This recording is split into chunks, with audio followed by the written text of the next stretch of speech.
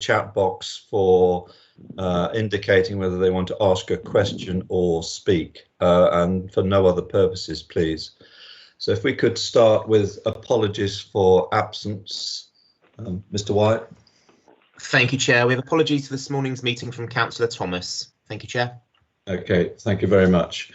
Next is the minutes of the meeting held on the 25th of February 2021.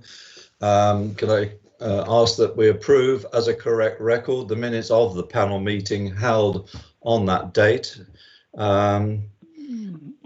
Is there anybody who is not prepared to go along with that? Are we all happy to approve the minutes of the meeting? That being the case, unless I hear otherwise in the chat box, I'll take that as read. Okay. Next is urgent business. There is no urgent business. Next, division of the agenda. At this stage, I don't believe there's any need to divide the agenda. Next, item 5, declarations of interest. Members are invited to declare any personal or disclosable pecuniary interests, including the nature and extent of such interests they may have in any items to be considered at this meeting. Does any member wish to disclose an interest? No. Okay. Next item is public forum. Do you have any questions, Mr. White? Nothing's been submitted, Chair. Okay, thank you.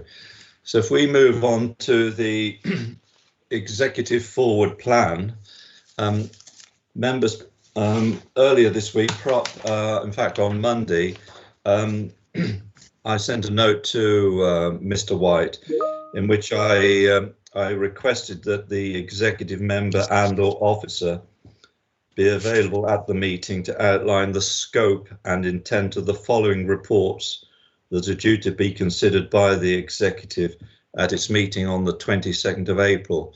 And these are listed in the executive forward plan, and that is first the planning and planning enforcement improvement plan.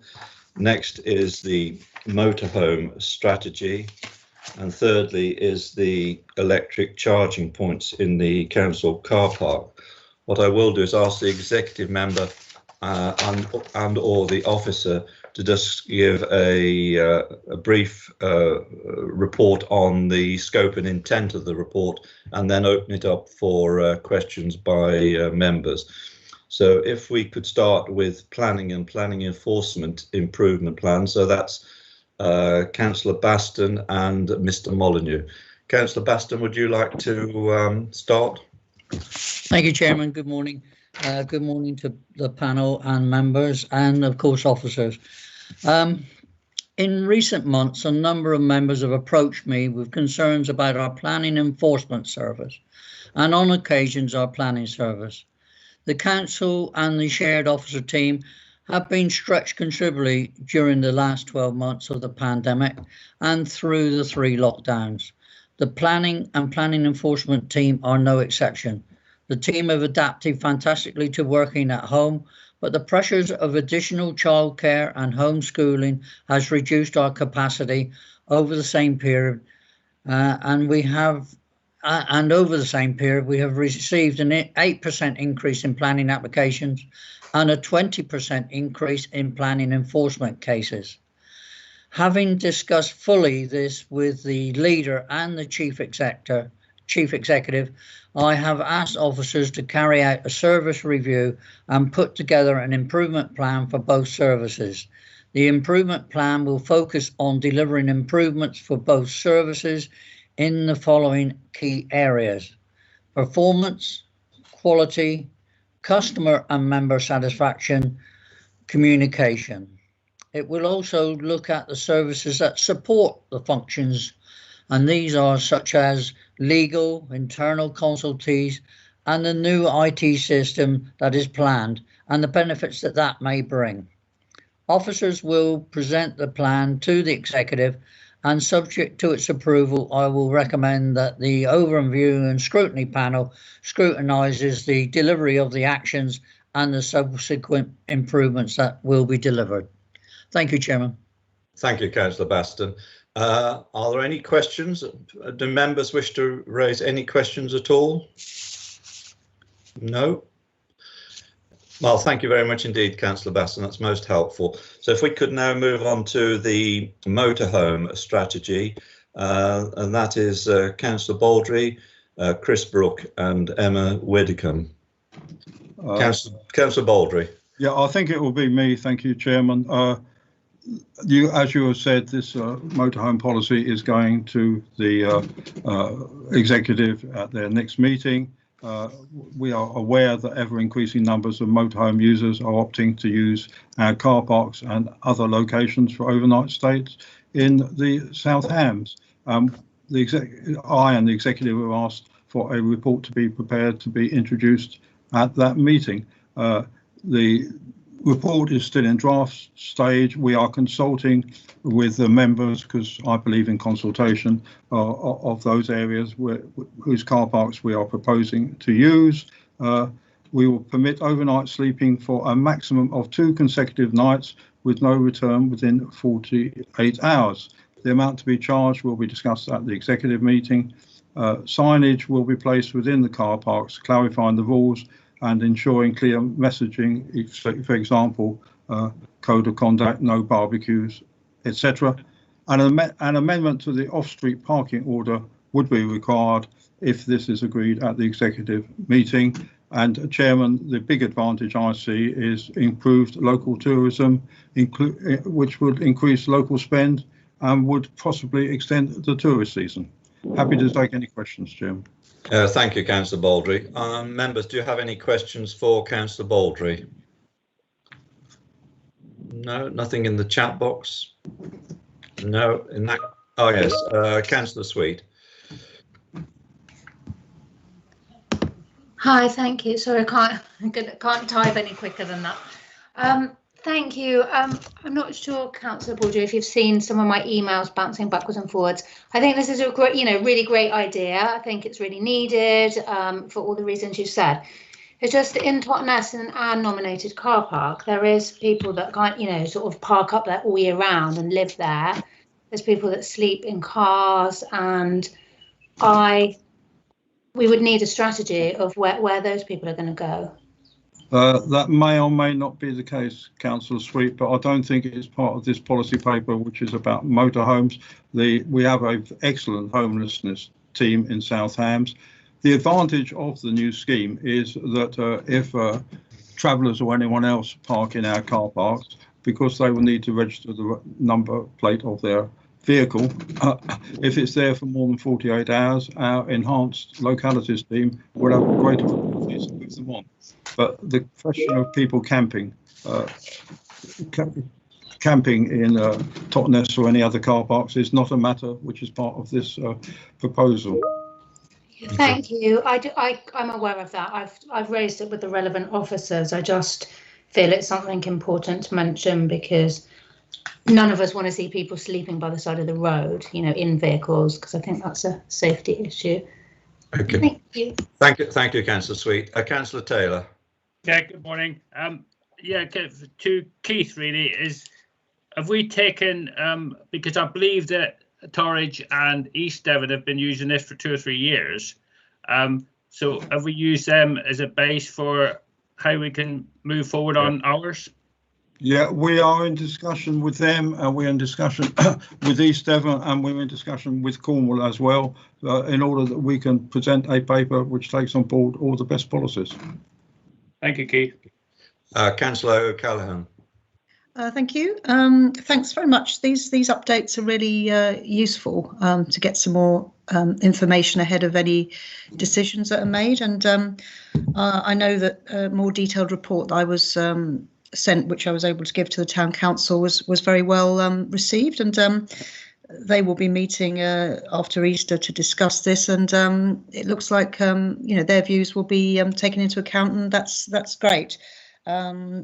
Because when we were discussing parking permits a while ago, it wasn't quite the same I don't think there was sufficient, people's views weren't taken into account. In my view, so this is an excellent move to take local views into account, and yes, it looks like an interesting idea, and will help with the improved tourism, as executive member suggests. Thank you for what I think was an endorsement, and the past is the past, as we used to say, and I have learnt lessons, and that is why we are consulting, Denise. It's a far country. The past is another country, isn't it? Okay. Thank you very much. Councillor Rose. Thank you, Chairman. Just a kind of clarification around public toilets, and firstly, just to confirm that public toilets will obviously be operational during relevant hours where motorhomes would be using it, but then also in the case that a public toilet would be shut for maintenance or something, I'm wondering if this is in the strategy. Two parts to that, Joseph.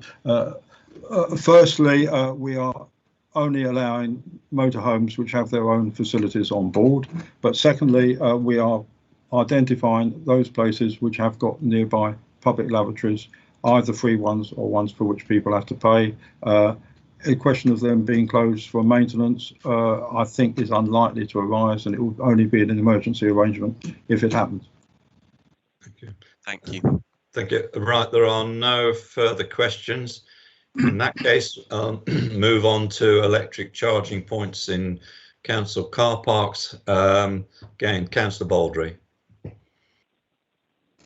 Yeah, it's very fortunate that you've actually raised it today, because I was planning to come to the meeting and say I had got nothing further to add since I reported to you in January.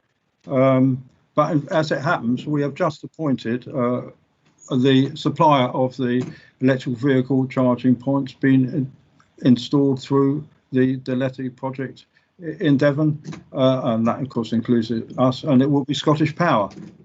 We have a meeting set up with them, or the officers have a meeting set up with them on the 13th of April to discuss the delivery of electric charging points across the whole of their area, but will of course be dependent upon Western Power being able to deliver the grid connections to each site. We don't know the cost to the customer yet, that's to be decided. Charges will be set by Scottish Power, but we will, as a district council, plan to cover the parking costs for the vehicles, and in addition, a small amount back from Scottish Power. Happy to take any questions, Chairman. Thank you, Councillor Baldry. Are there any questions? No. In that case, oh yes. I have a hand up, Chairman. Oh, so sorry. Could you, Councillor Rose, could you put it in the indicate in the chat box as opposed to putting a hand up, please? Unfortunately, I don't seem to have the chat option available on my screen. Oh, okay. All right. I'll keep an eye out then. Sorry for that, Councillor Rose. Thank you.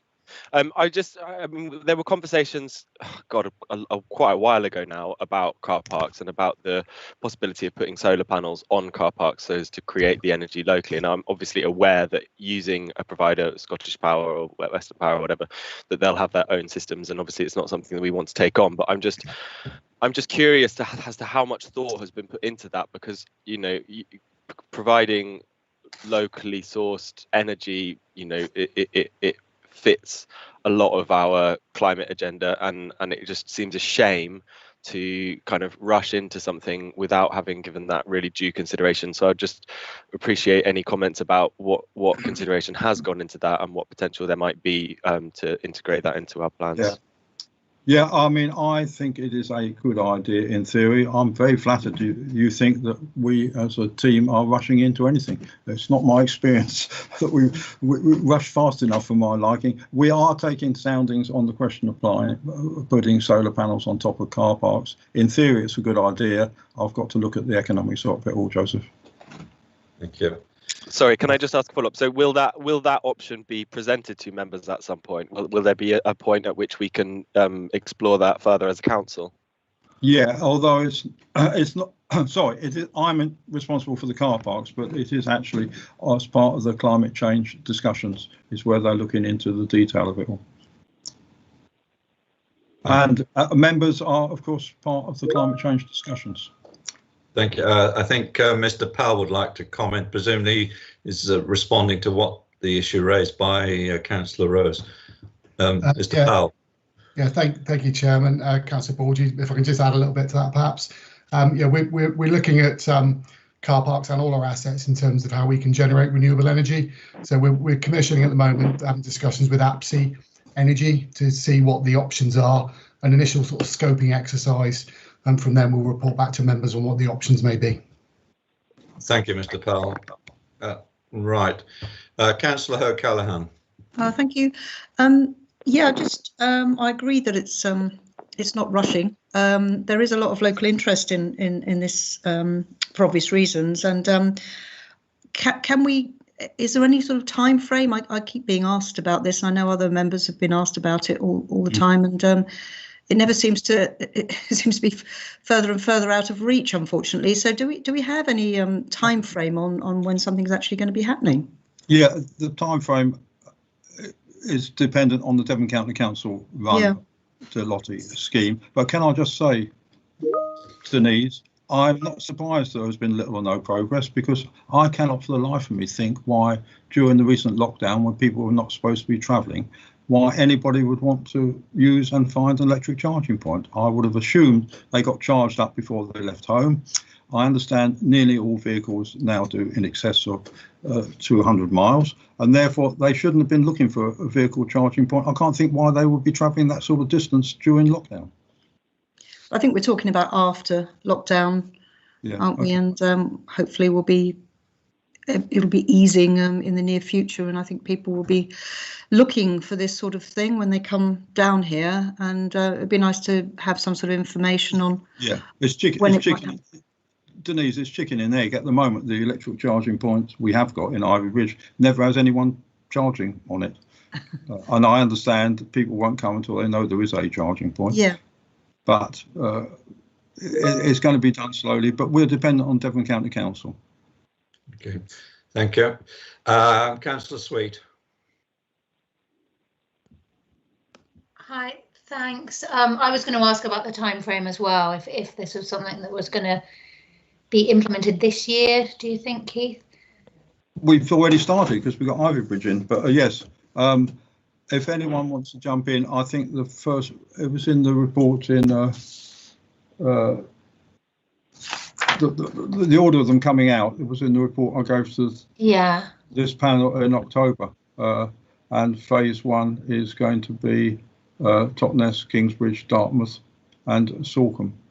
So soon. Kingsbridge, Totnes and Modbury, and yes, right, Emma's coming in to give us some detailed dates, I think. Is that right, yeah. I don't have specific dates at the moment, but obviously we have the kick-off meeting in the second week of April with Scottish Power. So at that meeting, that's where we're looking to address the schedule of works. So once I have the information from that meeting, I will obviously share with all members so you're fully aware of what the timescales are going to be for the delivery of the project. Thank you, Emma. Brilliant, thank you. And well done, everyone. It has been a while, hasn't it? It's been a couple of years, and it's great that it's imminent. Thank you. Mr. Mullen, you want to comment? Just, Chair, I just think we're in danger of having the debate before the report comes to the debate. So I was just making that point. Thank you. Yeah, I thought you'd do that. Yes. Well said, Steve.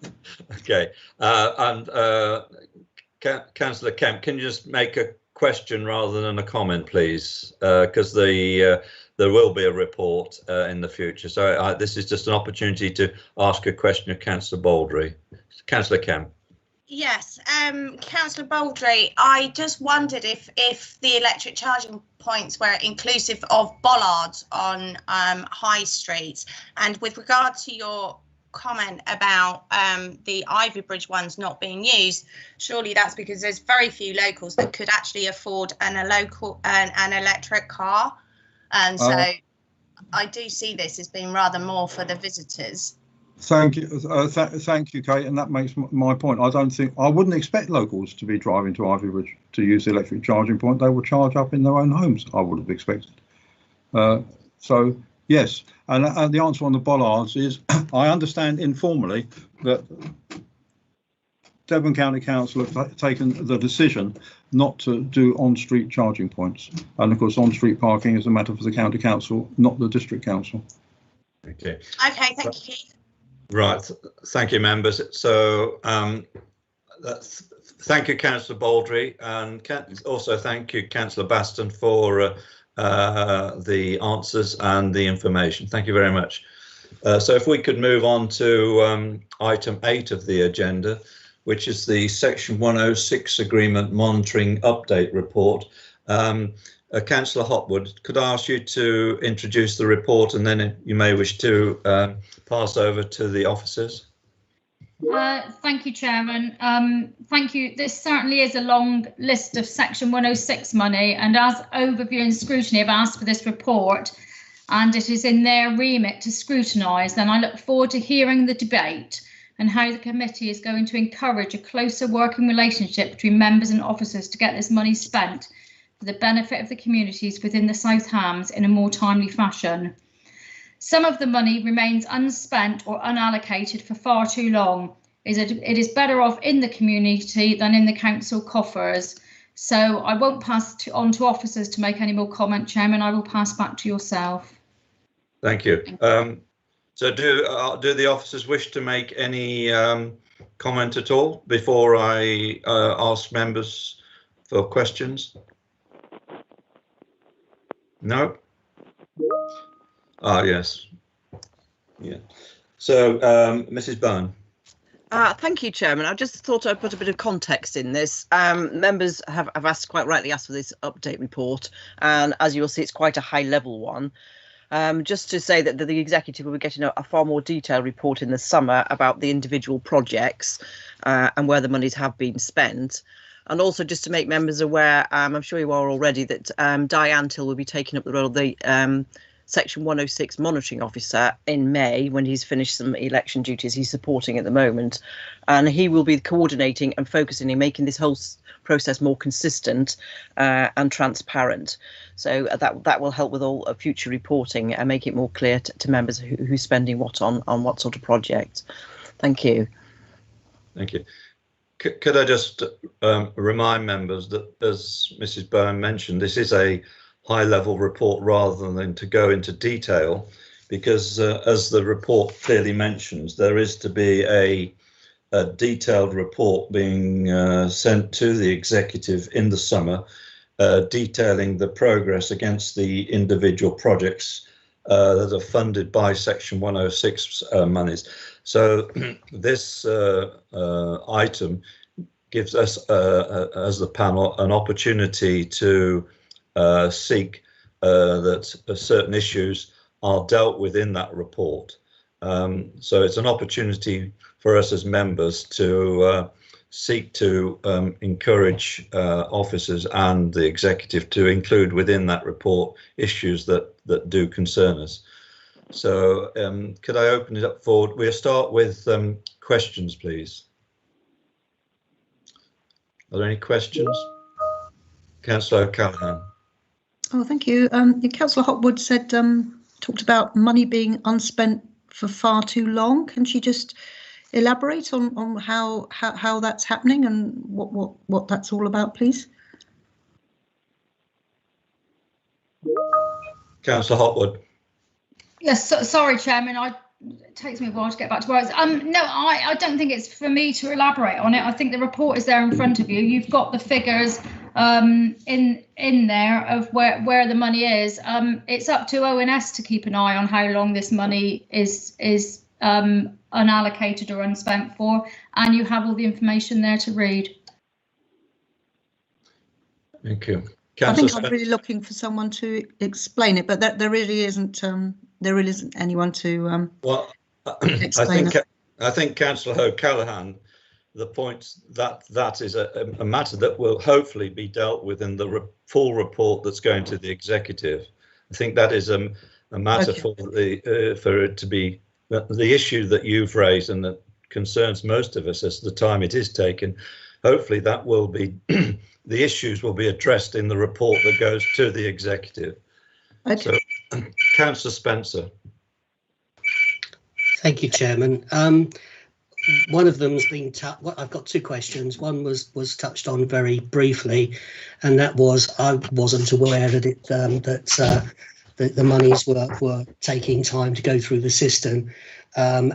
So I did try to chase one and was put firmly in my place and told to wait for it to happen. So my question is, what is the process for trying to expedite the payment? And the second question was just to clarify something. My understanding was that even though monies may have been allocated to specific projects at the time of the development or whatever, can the nature of the can the money be spent on a different project within the same area now that might have been different from the original Section 106 agreement? Sorry if that wasn't clear, I apologise. Councillor Hotwood.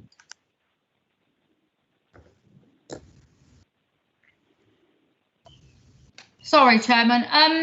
Well, again, the report is there, and I think if I'm disappointed that Councillor Spencer didn't feel that he wasn't given or was told to go away, I think is what I get the impression. But you have sent me, Chairman, amendments last night that you intend to put into this report. So surely that will sort all this out if you let your committee know the amendments you want to make. Yes, okay. I think that may help. It's not it's not an amendment. It's an addition to the recommendation, and perhaps I could to deal with this, members. The position is this: is that yesterday afternoon I had a very helpful meeting with the useful meeting with the officers. That's with Catherine Bowen and Sarah Moody, and as a result of that meeting, what I'm invite the panel to add to the recommendation on the panel the following, and I make the point again, is that we are not the full report on the 106 monies and their expenditure will be within the report going to the executive. So what I am proposing as an additional recommendation, and if I could go through that, and that is that in the report to the executive the following be addressed. And if I could go through this and explain the reason why. Number one, the setting up of a register of Section 106 agreements that is accessible to all members. At the moment, it is very difficult to access the 106 agreements unless you have the planning application number. And therefore, my view is, and I don't know whether this is shared by other members of the panel, but I think it would be very helpful to set up a register of Section 106 agreements that is accessible to all members. In other words, that will be a lot easier for us as members to get access to the agreements and to then be able to locate them. So the second part is the availability of Section 106 agreements to members other than by reference to the planning application website. So that's really reinforces the point I made at 1. Then thirdly, the register and or list of Section 106 agreements be formatted on a ward by ward basis. The document that is appended to this report is not on a ward by ward basis. As in some cases, it's not in a what I would consider to be a logical order, and I think it would be helped if it was formatted on a ward by ward basis.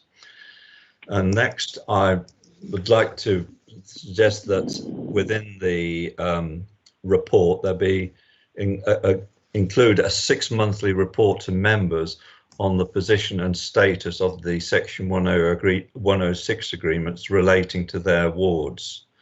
In other words, that we as members are given regular reports on what is happening so that we are aware of the situation. Next is that the extent of the monitoring in respect of Section 106 agreements in those cases where developments have been completed some while back.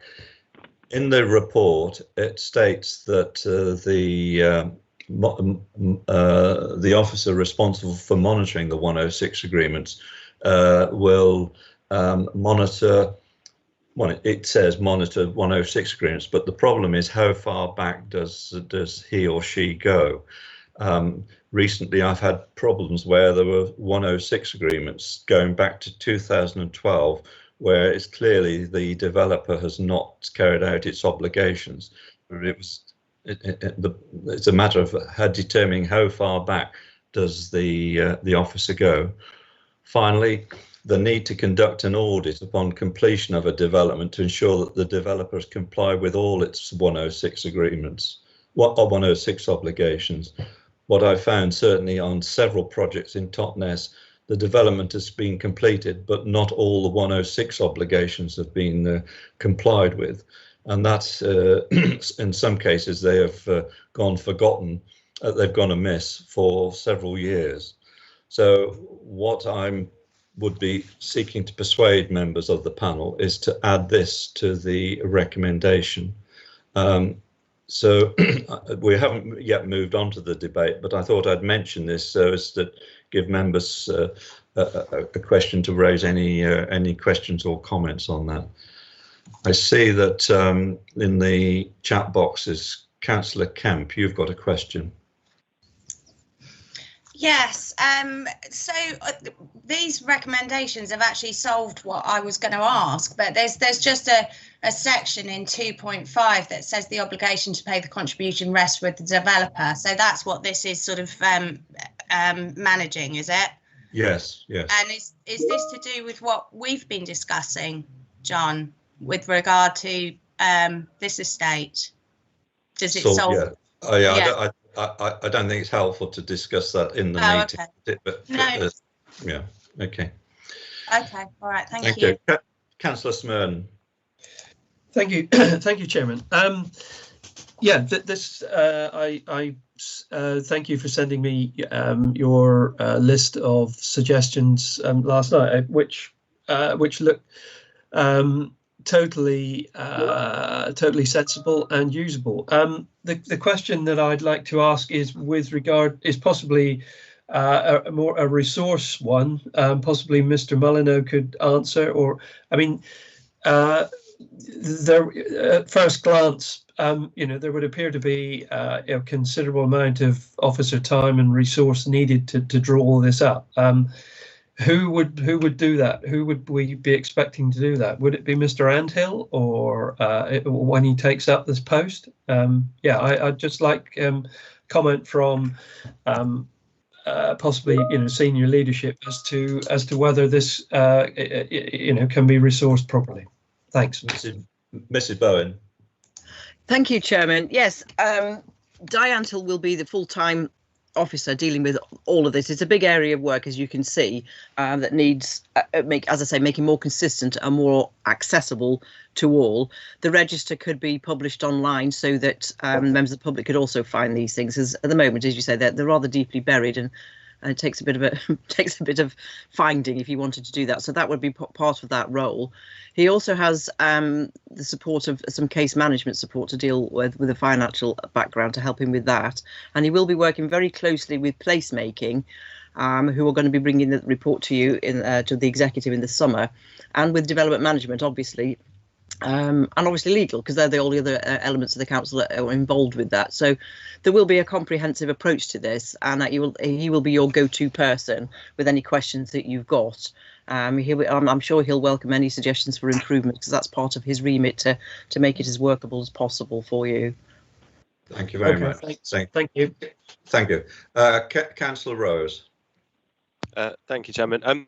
My question, I really support these additional recommendations. I think that it would be really, really helpful for us to be able to have easy access to what agreements are currently pending. My question, however, relates to a slightly different yet connected part of this, which is in regards to the timing of the completion or the undertaking of the S106 agreements. And I'm not sure what the current process is, how much involvement the council, whether officers or members, have in setting, at what point during the development process the S106 agreement needs to be undertaken. And forgive me, I wish I had the information in front of me, but I believe that this was a point that was raised in the joint local partnership members meeting, where somebody raised a point about a public footpath that was meant to be, which was part of the S106 agreement, which would have allowed school children to use a path off the road to get to school, and that the developer had was clearly kind of planning to do that after the development, although that left the need for children to be walking kind of between the development and the road for a considerable amount of time. So I'm just wondering what power we as a council have to work with developers in setting the timing of when an S106 agreement must be completed. Thank you. I think Mr. Fairburn would like to answer that question. Mr. Fairburn. Thank you, Chairman. I think if I've understood the question correctly, I think there's two aspects. One is about the triggers for obligations to take effect, and secondly, when the agreement is completed or agreed.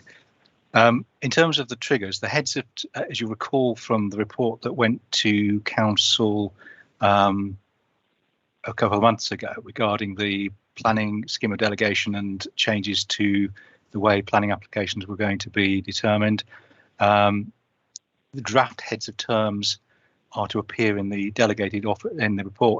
officer's delegated report that's presented to members. So members will see the draft heads of terms there, which will include the triggers for the obligations.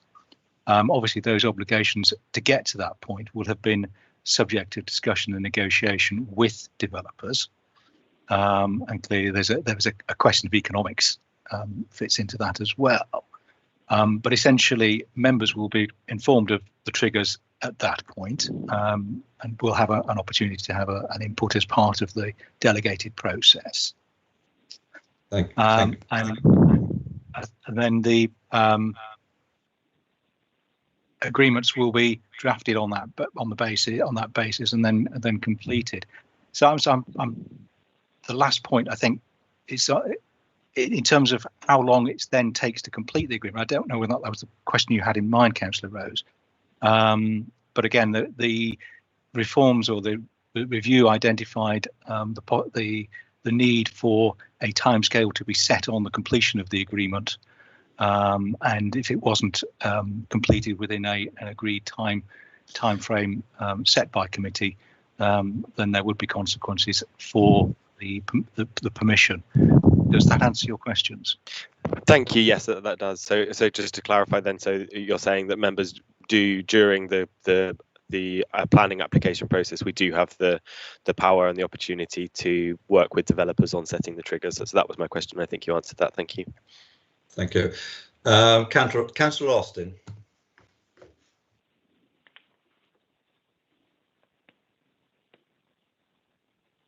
Councillor Austin. Yeah, thank you, Chair. I've got a few questions, really. The first is I don't seem to have a chat box, and I'm not really quite sure what's going on there in terms of the meeting. Can anyone let me know? You keep referring to the chat box, why I wouldn't have access to that? Yeah, I'm sorry about that, Councillor Austin. It's beyond my control, that, but no doubt those in the technical department can perhaps try and sort it out for you. I'm sorry that's the case. Okay. Hopefully at some point we'll be able to have a chat box and we'll actually be able to, enter things as is the normal sort of method in which we do meetings when we're doing them remotely.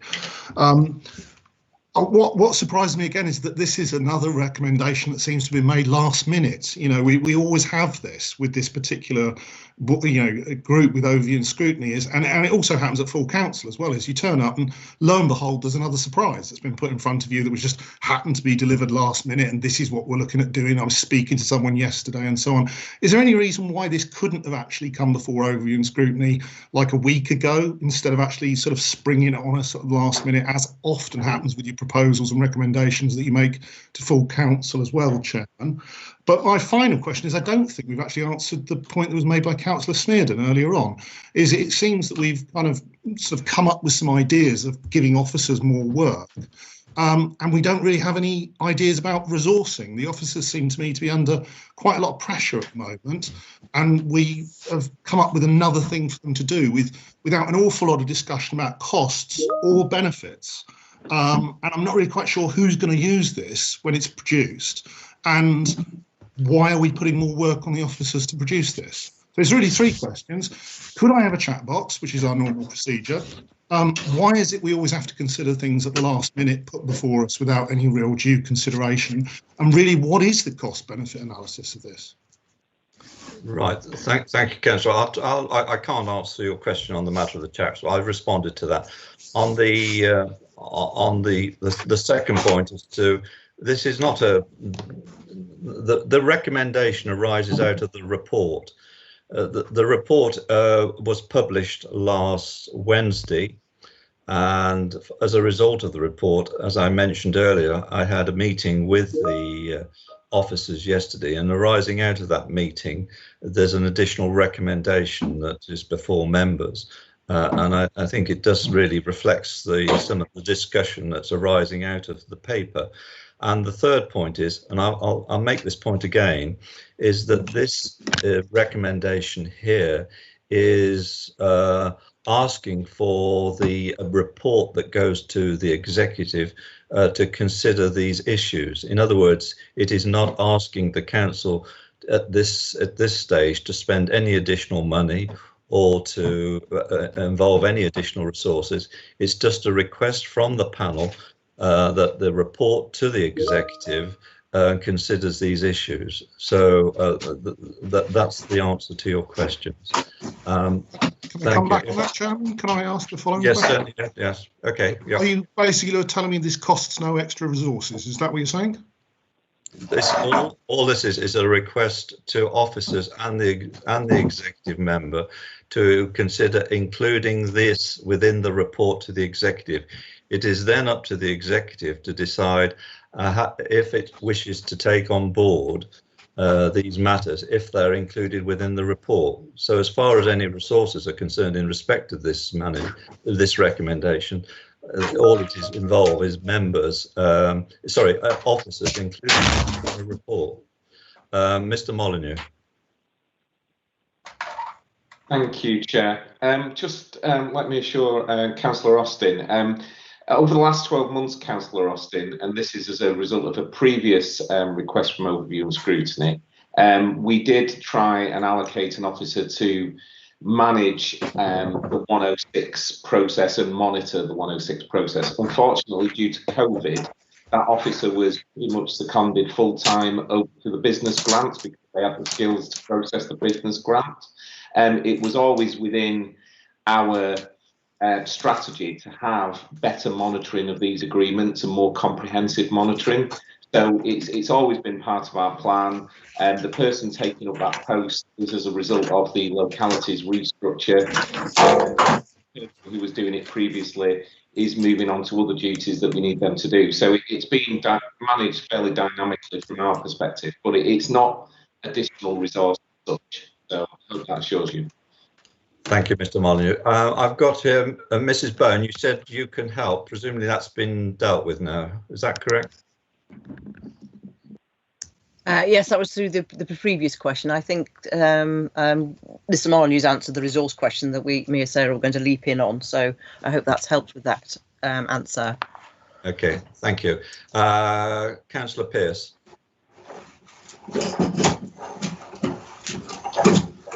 Thank you, Chairman. I think my question would be to what degree have these additional recommendations been circulated to other members of the Overview and Scrutiny Committee? In other words, does this reflect a discussion which has already gone on, or would this have been covered in the minutes and therefore doesn't need to be an additional recommendation?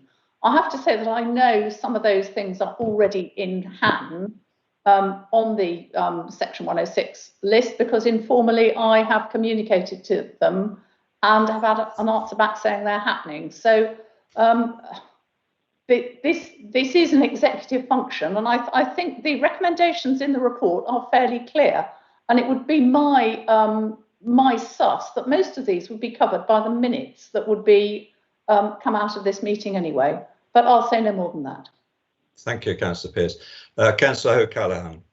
Oh, thank you. Yeah, just a more of a general, I mean, more specifically with what Councillor Austin was saying, I think most of us have got a chat box, so it's, as you said, some technical issue to be taken up with IT, but moving on, I just think anything that moves the thrust towards more transparency for members and what is going on, particularly backbench members, must be a good thing.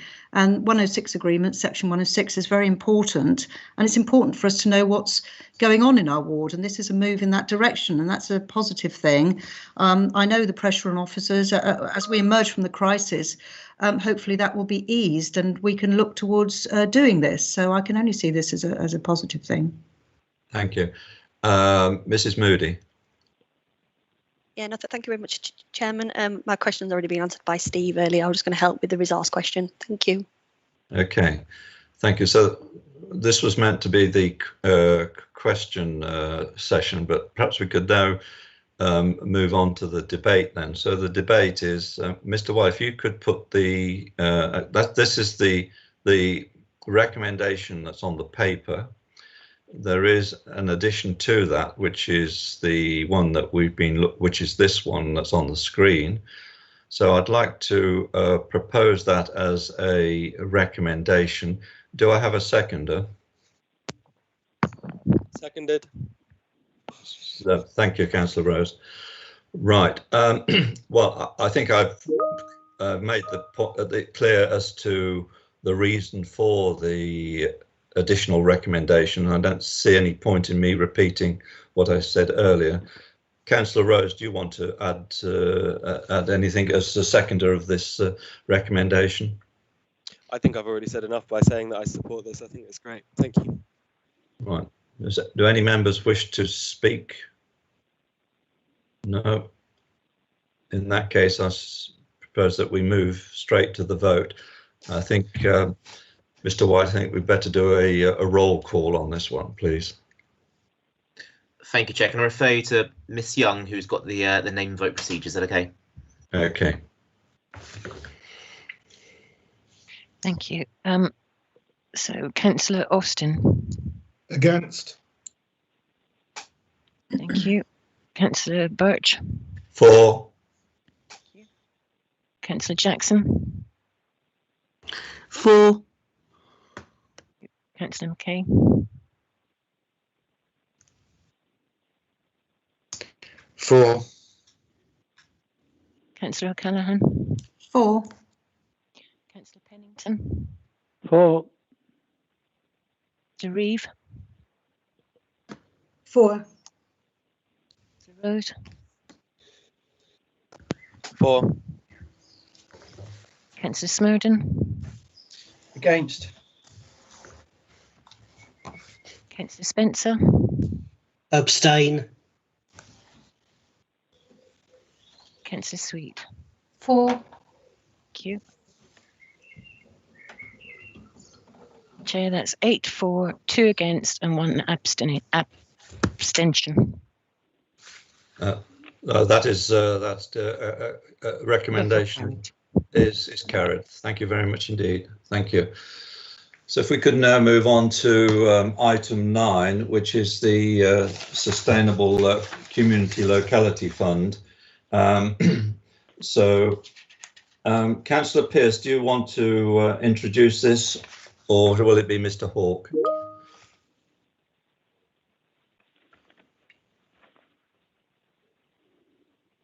Councillor Pearce?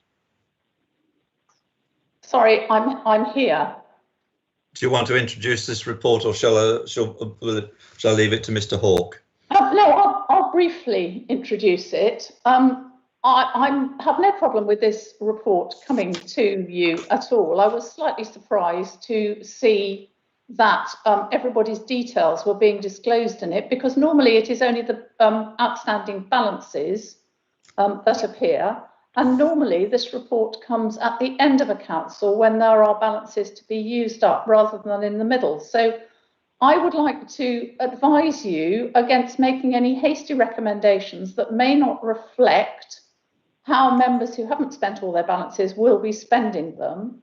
And also for members to bear in mind that recently you have had £3,000 for each member for climate change and biodiversity actions. I am, though, in favour of the proposition at 5B in the paper that references to projects having to align with the corporate strategy should be removed from the requirement. I think that the locality officers who have been administering this scheme do a good job and very rarely question what the money is being spent on, but more whether the form has been filled in correctly. And I believe as a discretionary fund, that's how it should be. But I'm happy now for Neil Hawke to make any further remarks if he wishes to. Thank you. Mr. Hall. No further comments, Chairman. Thank you. Right. If first of all we could move, are there any questions for Mr. Hawke or for Councillor Pearce? No. In that case, if we could move on to the debate and the recommendation. Can the report at 5.1, it's if I could refer you to that on bottom of page 24. It says it's therefore suggested that the overview and scrutiny panel notes the scheme supported to date and the following planned actions for the coming months, and it lists at A and B 2 planned actions, and in fact Councillor Pearce has made reference to 5.1b. I think for completeness the recommendation should have the following additional wording, and it should read, and adopts the planned actions at 5.1a and b. Mr. White, you can add that, and adopts the planned action at sections 5.1a and b. You know, that is for completeness. So I'd like to move that recommendation from the chair. Do I have a seconder? Yeah, I'll second that, Chairman. Thank you. Right. I believe that there is a proposed amendment to the recommendation. So if I could ask Councillor O'Callaghan to introduce an amendment to the recommendation. And I understand that Mr. White may have details of that. So Councillor O'Callaghan, are you proposing the recommendation that is on the screen? Yes, I'm happy to do that, Chairman. And do you have a seconder? I think Councillor McKay has agreed to second. Councillor McKay? Yeah, I'm seconding him. Right, before we continue, Mr. Fairburn wishes to comment. Mr. Fairburn. Thank you, Chairman. I was just going to comment on the recommendation or the amendment to the recommendation that you made, but I'll leave it for the moment because the amendment that's before you does in fact deal with the point that I was going to raise in respect of your proposed amendment. That's fine. Thank you. Okay, thank you. So, Councillor O'Callaghan, would you like to introduce your amendment, please? Thank you. Yeah, it's fairly self-explanatory, really, but it's really to suggest that an extra £500 per member is included in the locality allowance, and that should be recommended to the executive for the year 21-22. The amount we get hasn't been increased since, as I understand it, since 2015 to 2016, which is now quite a long time ago. So I think it's a reasonable suggestion, particularly despite what Councillor Pearce said, in the current pandemic and economic crisis. The local communities are under pressure and in crisis, and I only yesterday sent round the report of the Kingsbridge Food Bank, for example, which at one point had a 700% increase on its demand on its services, which shows the extent of the crisis, and therefore we're likely to get more calls perhaps on our locality allowances more than ever. And I certainly have had calls from the food bank, I'm very happy to say where I've spent my money, so I don't see a problem with that being published in the interest of transparency, from all sorts of areas, including local businesses, for signs, towards signage, towards helping attract custom when they're reopening, the Kingsbridge Gym, which is hoping to attract people who are disabled as well as able-bodied, among young people particularly, talks to our schools on mental health, which of course is vital. So it goes on. And it was mentioned that we also are hoping to get an extra £3,000 for specifically environmental and biodiversity projects, but that is after us declaring a climate emergency and biodiversity emergency. So that perhaps goes without saying, and it puts the power in the hands of all members, which is an important thing. And if we have our own money, we can have a say in how that money is spent, and that, I believe, is important. And we should be spending it on these things and also on other community projects such as the ones I've mentioned. So I would like to suggest that people would support this amended proposal. Thank you, Councillor Callaghan. Councillor Mackay, do you want to speak, or do you want to speak later? I mean, I'll speak, but only to say that Denise has very eloquently put the case, I think, and we haven't had an increase since 2015-16, which is 5 years ago. We are now in a situation with COVID that our communities are really suffering. I could spend this amount of money 5 times over, and I think there is a tendency to be more miserly than one should be, because you're constantly thinking you're going to run out, and you want to spread it as evenly as possible. And I think having an extra £500 would make a big difference to how we can manage it and how we can help our communities better. Thank you. That's all I've got to say. Thank you. Councillor Smurden. Yeah, thank you, Chairman. Yeah, I don't, well, but there is one thing which I agree with Councillor O'Callaghan on. I also got no problem with the spending being published. I'm quite happy to see where the money goes, but I'm afraid that's where we sort of diverge. For a start, this is a budget increase, and if people were thinking along these lines, surely it would have been better to have done this back in the budget process, January, February, when everybody would have had a chance to discuss this, not just ONS. I'd agree, once again, all members have recently been allocated £3,000, 300, yeah, that would be great, £3,000 each to spend in their wards to help with climate change projects. There's obviously going to be some overlap between the two funds and the two spendings, but the key thing is there's currently over £40,000 in this fund already unspent. I don't think that at any time that I have been a councillor and we've had the localities fund, that this fund has been completely exhausted at the end of each year. There's always a carryover. Some members have got bigger balances than others. What I would like to see is not necessarily an increase in the money. What I would like to see is a review of the scheme so that members have better access to the money. Those that have overspent or are likely to overspend as they come towards the end of the year need to have more access to the pool of money that's there.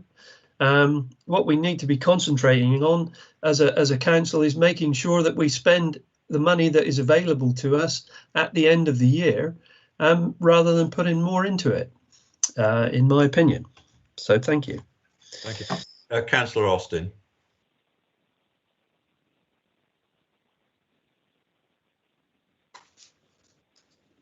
Councillor Austin. Thank you, Chair. I'm not entirely convinced that this is really the function of overview and scrutiny. As I've said before, it concerns me that overview and scrutiny tend to almost be proposing things that really come from exec or should go, from other things. We're supposed to be looking at and scrutinising things rather than putting forward propositions and so on. But given that we've got it in front of us anyway, I can only sort of reiterate what Councillor Smearden has said before and what Councillor Pearce has said. We've just been given an extra £3,000. So we've got an extra £3,000 to start off with, which is from our climate change and biodiversity funds that we've been allocated. There's £40,000 left in the budget system that isn't being spent anyway. So you're asking for an extra 15,500, but 40,000 we haven't spent. Councillor O'Callaghan, it appears to me to have £1,000 left over anyway, and then wants more. And Councillor McKay looks like he's got £1,162 unspent and wants to add to the budget as well. So, if you haven't spent what you've got, I'm not really quite sure why you're asking for more in the first place. And I think that's, again, what Councillor Smearden was saying is, as a group, we've got £40,000 unspent, and yet we want to increase the budget. I mean, how do we justify that to any voter, really? Thank you. Councillor Rose. Thank you very much. Yeah, just to kind of classically veer in a slightly different direction there from the previous comments. Personally, I'm very much in support of this, and the reason being is that whether or not I spend £2,000 a year, that doesn't detract away from the amount I'm going to spend over the course of the 4 years, because it can carry over. If I actually think personally, I've given larger chunks of £1,000, which went to the Youth Mental Health Foundation, which I was actually looking for the figures. I don't have them in front of me, but I think that supported them to visit something like 5 different schools to engage with the kids, and supported them to create a online course for parents struggling with youth mental health in their families. So really valuable.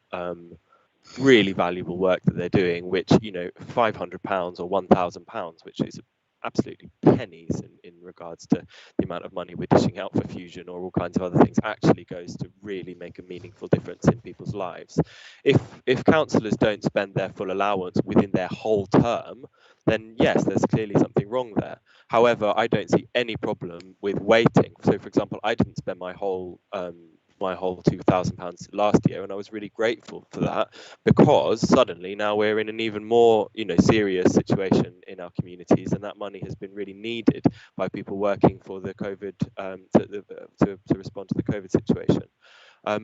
I have had to turn away quite a lot of different funding applications from residents because of wanting to prioritize certain things. And for me, I was elected under I said that I want to support young people and I want to support climate and biodiversity things. So I've had to turn away some other things that don't fully fit in with what I'm wanting to prioritize. So having this little bit of extra money just allows me to be more generous with my local community. In regards to the £3,000 that's been given us to spend on biodiversity projects, personally I think that's neither here nor there, because it's coming from a different fund. It's not coming from the same place. It's coming from our biodiversity, our climate and biodiversity fund that we've put aside money for. So it doesn't really have any impact on whether we take this money from wherever this is coming from the homes bonus or whatever it's coming from. And so for me, there's 2 separate issues here. We're in a climate biodiversity emergency, so we've got some money to spend on that, but this localities fund is about supporting our communities, and our communities are in very, very dire straits right now because of lockdown, because of the economic situation that we're in. Any money that we can spend is going to be of massive import to our communities as we come out of lockdown, and they are in crisis, and so this tiny little bit extra in our funds could actually go a really long way to supporting members of our communities who otherwise might be really struggling, and to support them to be of greater service to the community. So I absolutely support this, and I think that arguing over this small amount of £15,000 in the context of how much money we spend left, right and centre as a council is unnecessary. Thank you. Thank you. Right. Councillor Councillor Pennington. Yes, all I want to say is I don't think this is a matter that this panel should be determining. This is a matter for the budget, and we've done the budget, and so that's that. Let's not start waffling on these things. Thank you. Thank you. Right, I have no other speakers except that Councillor Callaghan, you say you want to comment. This is a debate actually rather than a comment. Sorry, I mean, yes. Sorry, sorry, 1 second. Mr. White, am I right in thinking Councillor Callaghan has the right to reply as she moved the recommendation? No, Chair, with respect, you get the right to reply to an amendment. You get the right to reply because you proposed the original recommendation. And so I just said, sorry, Darryl, can I just say it's actually to address something Councillor Austin said, to correct something? No, Councillor Callaghan, let's follow the rules, please. Right, okay. No, I won't say anything any further. I think it's all been said. So I think we'll move to the vote, and I think we need to, as I say, have a roll call on this one. So this is a vote on the amendment from Councillor Callaghan to Councillor Mackay. Chair. Councillor Austin. Against. Councillor Birch. For. Councillor Jackson. For. Councillor Kay.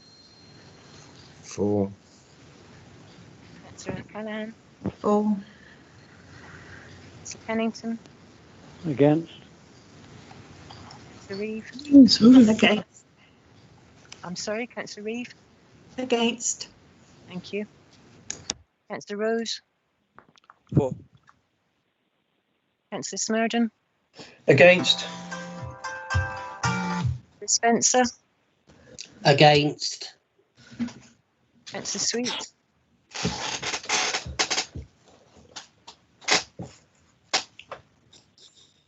Councillor Sweet. Okay, I don't know if we've got any problems with Councillor Sweet. It does appear that she may have dropped out. Okay. Could I ask from Mr. White, please? Yeah, if we're consistent with where we've been before, connection issues on named votes, we have given the member, in effect, 2 bites of the cherry, and if Councillor Sweet is no longer on the call, ultimately it is unfortunate, but Councillor Sweet is therefore not part of the meeting at the time of the recorded vote. Okay. So what's the answer? What's the answer, Chairman? Councillor Austin, you just, can you just let me? You haven't got permission to speak. Mrs. Young, Janice. We have 5 against and 5 for. Right. Well, I voted for the amendment, and therefore, as Chairman's casting vote, I'll be for. Thank you then. With the Chair's casting vote, that is now carried. Right, thank you. So that is then incorporated into the full recommendation before members. So that is added to the recommendation. I don't wish to say anything further. Does any member wish to debate the substantive motion? Or shall we proceed to the vote? No. In that case, we'll proceed to the vote on the substantive motion. Thank you, Chair. Councillor Austin. For. Councillor Birch. For. Councillor Jackson. For. Councillor McCain. For. Councillor Callaghan. For. Councillor Pennington. Against. Councillor Reeve. For. Councillor Rose. For. Smerdon. For. Councillor Spencer. For. Still no sweet. And therefore, that's 9 for and 1 against. Chair, that substantive motion is carried. Thank you very much. Thank you. Okay, so if we can now move on to item 10 of the agenda, and I'll ask Mr. Fairburn to introduce this report. Thank you, Chairman. This is, I should say that having a code of conduct is setting out the standards of behaviour expected of councillors is a fundamental part of any council standards arrangements. Since 2011, local authorities have had the freedom to adopt their own codes of conduct. And this has meant there's been different approaches across authorities and across tiers of local government. And whilst this is not an issue within South Hams, as the town and parish councils have by and large adopted the council's code, the Committee for Standards in Public Life recommended a couple of years ago that there should be a model code of conduct which all local authorities should be able to adopt. The committee assigned the responsibility for that to the Local Government Association, and in the interim, the Local Government Association, together with the National Association of Local Councils, organisations representing monitoring officers and democratic services officers, have been working on a model code of conduct, and you'll see from the report that that's set out at Appendix B. The LGA model is largely self-explanatory, and you'll see from paragraph 2.4 that the report sets out what are the points to note. Although the council's present code of conduct is largely fit for purpose, the adoption of the local government model code of conduct would bring about improvements and greater consistency, particularly across all tiers of local government, and particularly those who are double and triple hatted members. Appendix C to the report is a customised version in the sense that it's been tailored to refer to South Hams, and it also has the threshold that the council has for registering gifts and hospitality, which is slightly higher than the model code. It includes that. And the panel is recommended that the council adopts the model code at Appendix C with effect from the annual meeting. Thank you, Chairman. Thank you. Right. Are there any questions for Mr. Fairburn? No questions? In that case, I'll move the recommendation from the chair. Do I have a second? Sorry, Chair, before you do, Councillor Rose has got his hand up. Oh, I'm sorry. Sorry, that was preemptive. I was actually wishing to make a comment, so I assume that'll be after the recommendation. Okay. Yeah, okay. Yes. So I'll move the recommendation from the chair. Do I have a seconder? I'll second, Councillor Pennington. Oh, thank you. Councillor Rose. Thank you. Yeah, I think it's really heartening to read this, and specifically around treating other councillors with respect, and without any wish to point any fingers at all. But there were times, especially in the first year of being elected, where there were times where I really, as a kind of new councillor, I actually wanted to walk out of the council at various points because of feeling that members were not treating each other with respect. There were all kinds of personal attacks and personal comments, which I found to be very unsavoury, and I just want to say I thoroughly am grateful for this being set out very clearly, that we treat each other with respect, because regardless of whether we share opinions or whether we disagree with one another, there's no excuse to treat each other badly. So I just want to say that this makes me feel good about being a councillor in this council. So thank you very much. Thank you, Councillor Rose. Are there any other speakers? No. In that case, we'll move to the vote. As there doesn't appear to be any opposition to this recommendation, can I take it that this is approved by the panel?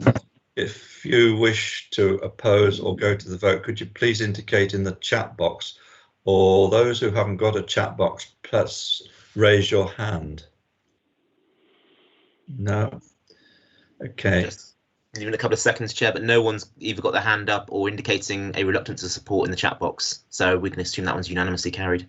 Thank you very much, Mr. White. Thank you. Okay, so if we can now move on to the annual report, which is item 11. This is item 11, and again, I will ask Mr. Fairburn to introduce the report. Thank you, Chairman.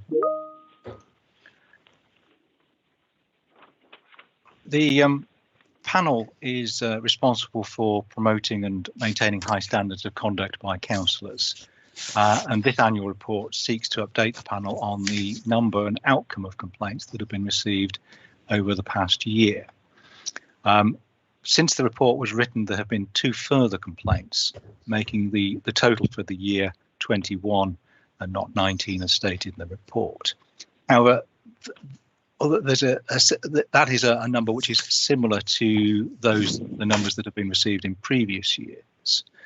And you'll note that the report brought attention to the fact that these unfortunately have taken longer to resolve due to competing priorities within the legal services team and also vacancies within that team.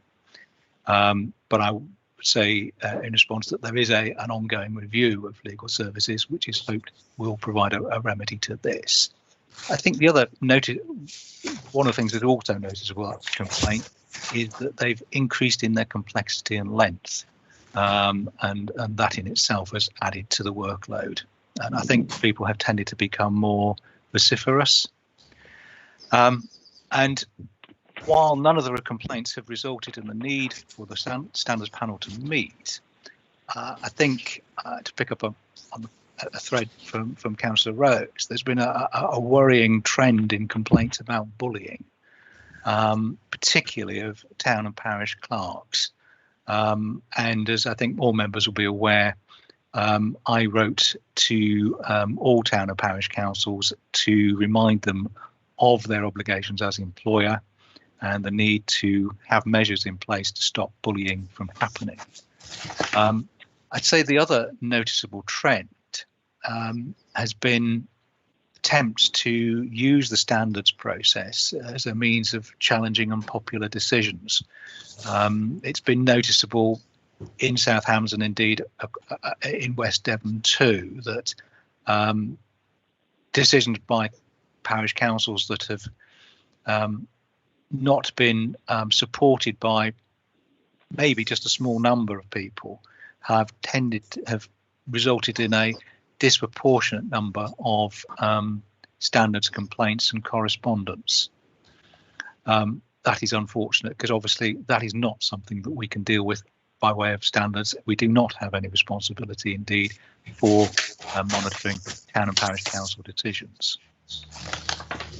Given that we've now the recommendation that you've just made to the full council, training will take on greater importance. It's already an important part in promoting high standards of behaviour. But if the council does adopt the new code of conduct, then we will be arranging training for all members. I think training in the past year has been limited, because of the different priorities that have drawn resources away from that kind of thing, but also because of the difficulties and practicalities of organising it. But I'm sure that we will be organising some training following the adoption of the code at the very least. Finally, Chairman, the panel is asked to note the annual report, and I'd be grateful if there's a recommendation moved to that effect. Thank you, Chairman. So, thank you, Mr. Fairbairn. I've got a question from the chair, and that is on Appendix A. Appendix A is the document that is the CSPL Local Government Ethical Standards 15 Best Practice Recommendations. There appears to be further action required on items 5, 11 and 15. I wonder if you could just deal with those, please. That's 5, 11 and 15 at Appendix A. Yes, Chairman. Item 5 is the publication of the register and putting it into an accessible format. Sorry, what was the other number? 5? Yeah, 5, 11 and 15. And I think, yes, the 11 is the formal complaints and the meeting, senior officers meeting regularly. I've been in post since October, and I've been engaged in the review of legal services, amongst other things. But it is certainly my intention to bring reports where necessary to the panel to move those recommendations forward. If there's not a need for a report, it's certainly my intention that we should seek to implement those. There's no obvious reasons why we shouldn't, and it's just a matter of time and picking up standards as a matter of course. So again, one of the things I would be looking to do is improve liaison with yourself and the panel generally. Thank you very much. Thank you. I've got Councillor Smurden and then Councillor Rose. So Councillor Smurden.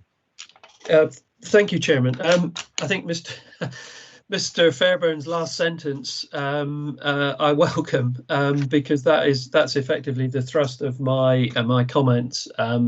Under 2.4, the Code of Conduct complaints, it mentions that the monitoring officer and the independent person, etc. And I fully understand that the monitoring officer seeks resolution of complaints without formal investigation and resorting to the standards board, but I would still, I mean, having been on ONS for quite some time and been involved with the standards board, I would expect, or would have expected more involvement, more reporting to either the chair of ONS or the chair of the standards board, who I assume are the same person, but I stand to be corrected. So yeah, that's good. I take on board what you said, and I hope that going forward we can work and maybe improve that line of communication. Thank you. Mr. Fairbairn, would you like to respond? Yes, Chairman. I have to say, wherever else I've worked as monitoring officer, I've always had a close working relationship with the chairman of the Standards Committee, and provided Standards Committee with updates. So I'm quite happy to do that, and I don't see that. I think that's part of my role, and I think it's part of your role in understanding what's happening and possibly picking up any further trends, and also to be seen as leading on standards issues. Thank you very much. Thank you. Councillor Rose. Thank you. I'll keep this very brief. I just wish this to be put into the minutes, really, which is why I bring it up. But one of the things that stood out most clearly to me in our training at the beginning of when we were elected was being told that whereas in any other situation it was illegal to verbally assault someone, that within a political debate it is legal to verbally assault someone, and that stood out to me very, very clearly, because it just showed me how utterly unbelievable some parts of our system are. And so I just wish it noted clearly in the minutes and in the public domain that we as a council are choosing not to follow that particular example set by Parliament, and we choose to, respect one another, and that this report is showing that we are not following Parliament in its decision to make it legal to verbally assault other members of political parties. Thank you. Thank you very much indeed, Councillor Rose. Right, there are no further questions. We have the recommendation before us. And Mr. Fairburn mentioned the matter of a training that's dealt with at 2.12, and I think it would be appropriate to include that within the recommendation, as well as the points that are at 5, 11 and 15 in Appendix A. So, Mr. White, I'd like to add to the recommendation. It reads, and adopts the recommendation in respect of training at section 2.12. Could I just ask a question, please, Councillor Pennington? Councillor Pennington, can I just finish this recommendation, and I'll come back to you. 1 second. And request the monitoring officer to take action in respect of items 5, 11 and 15 at Appendix A. And that has been dealt with in the session that we've just had on questions. Councillor Pennington. Yes, the question of gifts and £50, yes? Yes.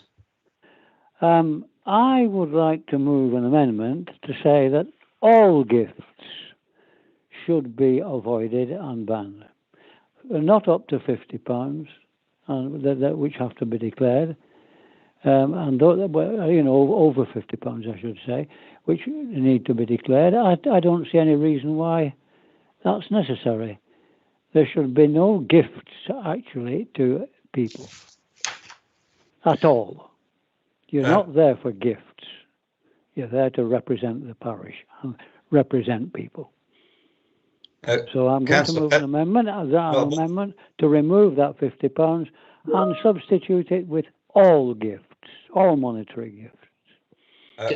Chair, can I just come in, Chair? We haven't actually recommended anything yet, so at the appropriate time, if Councillor Pennington brings an amendment forward, then that'd be helpful.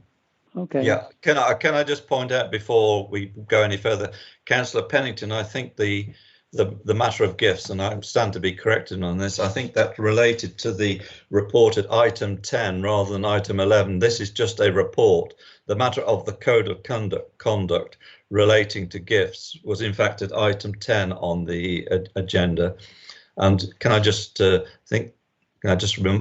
remind you that that recommendation at item 10 will go to full council, and I think that is the time for you to raise it. I think you're okay. All right. Putting it bluntly, I think you've missed the boat, but there will be an opportunity at full council. That's correct, Chairman. Am I correct, Mr. Fairburn? Yeah, that is correct, Chairman. Thank you very much indeed. What I will do is I'll move I see that Councillor Austin wishes to speak. What I will do is I will move the recommendation from the chair. Do I have a seconder? Yes, Chairman. That's Councillor Smurden as second. I'll invite Councillor Austin to speak. I've taken my hand down, thank you, Chairman. So I clicked on the wrong button. Sorry. Okay, right. Okay. I think that's the recommendation is clear. I think there's no need for me to speak to the recommendation. Councillor Smurden, do you want to say anything? No, Chairman. Seems quite clear. Okay. Does any member wish to speak? No. In that case, can I take it that this is not opposed? Could any member who wishes to go to the vote please who wishes to oppose the recommendation, please indicate either in the chat box or raise their hand. Okay, I think that is carried, Mr. White. Thank you, Chair. For the benefit to those viewing the streaming, there is nobody wishing to oppose that recommendation, so it's therefore unanimously carried. Thank you, Chair. Just while I've got the floor as well, Chair, Councillor Sweet obviously left the meeting. She was called away urgently, so she won't be returning to the meeting either. So Councillor Sweet has sent her apologies for part of this meeting. Okay, thank you. Right, if we can now move on to item 12 of the agenda, which is the feedback from outside bodies, the Task and Finish Group concluding report. Now, Councillor Spencer, would you like to introduce this report, please? I'd be delighted to do so, thank you. At the full council meeting on the 11th February 2021, a request was made to consider scrutiny of the means of reporting back to council and the evaluation of the benefits of being represented on various outside bodies. At the following ONS panel meeting on the 25th of February 2021, the Task and Finish Group was formed, and the group was tasked to report back to this meeting, which I'm very pleased to be able to do so now on behalf of my fellow group members. The group met for its one and only meeting on 10th March 2021, along with the monitoring officer and the chief executive. Members were mindful of the absence of a review of the outside bodies, which was due in May 2020, and that had not taken place for 2 years, as well as the emerging review of the corporate strategy. Members also noted that there were some variations in the way in which current representatives reported back, and that there was a need for some mechanism to enable the council to review the performance of these outside bodies. As a result of our discussions, a number of recommendations were made, which are recorded at 3.5.1 to 3.5.6 of item 12. And in summary, those are, as part of its annual work programme, the ONS panel be requested to schedule an annual report on the performance of each of the outside bodies to which the council has made appointments. In making this recommendation, the group stated that the appointed representatives will need to report more frequently when outside bodies are to make decisions or have discussions about matters deemed to be significant, relevant, or of importance to the council. Secondly, representatives be required to inform local ward members when matters specifically relating to their local wards are to be discussed at a future outside body meeting. This would allow ward members greater opportunities to be involved in matters taking place locally. Thirdly, reports produced by representatives should summarise any such discussions or decisions made and explain how the council or its residents will be impacted or what the council is being requested to do. And in doing so, representatives will be required to consider how those discussions or decisions will contribute to the delivery of the, or delivery once adopted anyway, of the corporate strategy. Fourthly, in order to facilitate reporting, the Democratic Services Manager be asked to produce a template for completion by representatives on these outside bodies. The template to be appended to the outside bodies report for adoption at the annual council meeting on 20th May 2021. Fifthly, that such reports from representatives be published via the members' bulletin publication. And lastly, that a role profile or job description, if you like, be drafted for members, and that this is also to be appended to the council, the annual council report on the constitution for adoption.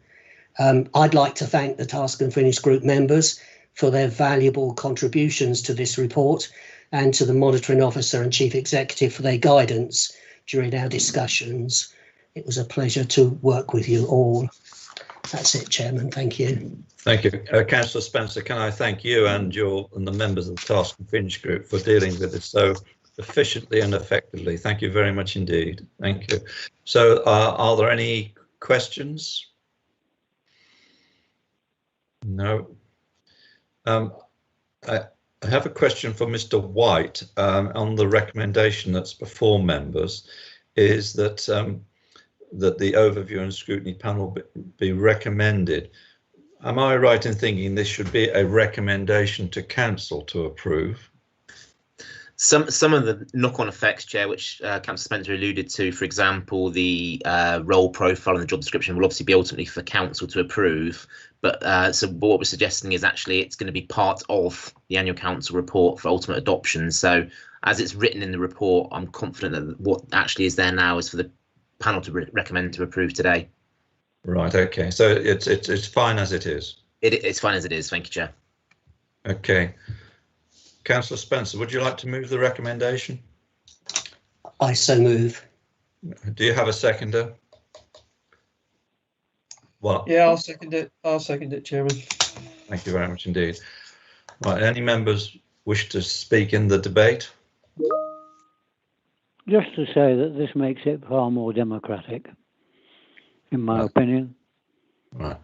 Thank you, Councillor Pennington. Right. Do you want to say anything further, Councillor Spencer or on Councillor Smurden? For my part, thank you for your comments, Chairman, but the chair is only as good as its team players, and the team players were the contributing factor here. Thank you. Okay. In that case, thank you. In that case, we'll move to the vote. Does any member wish to oppose or vote against this recommendation? If they could indicate in the chat box, please, or raise their hand. No. There's nobody either typing or showing their hand, Chair, so we will assume the recommendation is unanimously approved. Thank you very much. Thank you. Right, the last item on the agenda is item 13. This is the proposed work programme for the panel for the year 2021 and 2022. As mentioned at the last meeting, it was agreed that Councillor Smurden and I would meet with the leader of the council and deputy leader and the chief executive to discuss the work programme for the panel for the forthcoming year. As a result of those discussions, the work programme for the panel is set out in the document, and there is within the document reference to corporate themes, corporate theme 1, 2, 3, etc. I've asked the leader of the council to give a guide to members of the panel as to what is involved in respect of corporate theme. So, Councillor Pearce, would you like to do a brief explanation, please? Yes, thank you, Chairman. A report is being prepared to take to the Executive on the 22nd of April. This will set out an indicative timeline and process for the development and adoption of the corporate strategy. You asked for it to be brief, that's it. Is that it? That's it. You asked for it to be brief, so it is. Well, perhaps a little bit longer then. Perhaps another 2 or 3 sentences, please. For the purposes of developing the strategy, it's proposed to use loose groupings of issues and subject areas rather than preempting the structure and content, as was rather done last time by deciding the themes and then what was going to fit in them. Right, is that it? That's it. Yeah. Okay.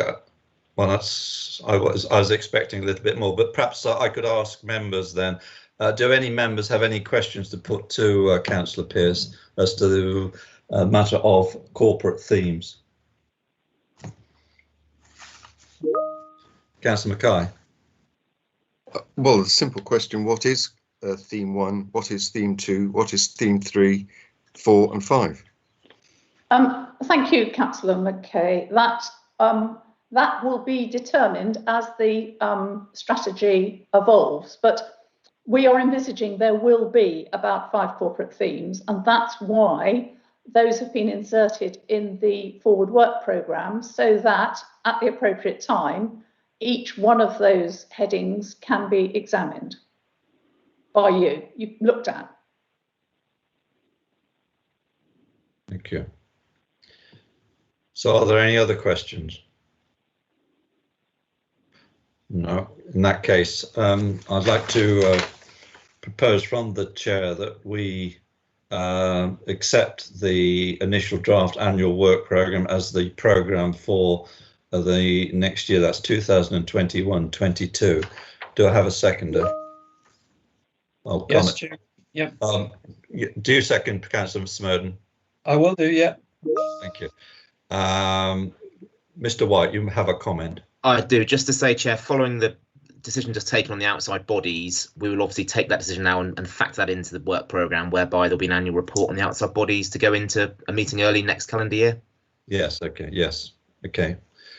Sorry, Chairman, can I just check with Mr. White? Presumably the dates for these ONS meetings, they'll be set after the May annual council. Is that correct? That's correct, Councillor Smurden. We are working on a draft as we speak, but for ultimate adoption, annual council in May. Okay, thank you. Councillor Spencer. Thank you, Chairman. Please accept my apologies. I don't want to miss an opportunity to suggest an addition to the draft work programme. Am I able to do that, and is this the right place to do it? Yes, yes, certainly. I invite you to do that. Yes. Okay, thank you.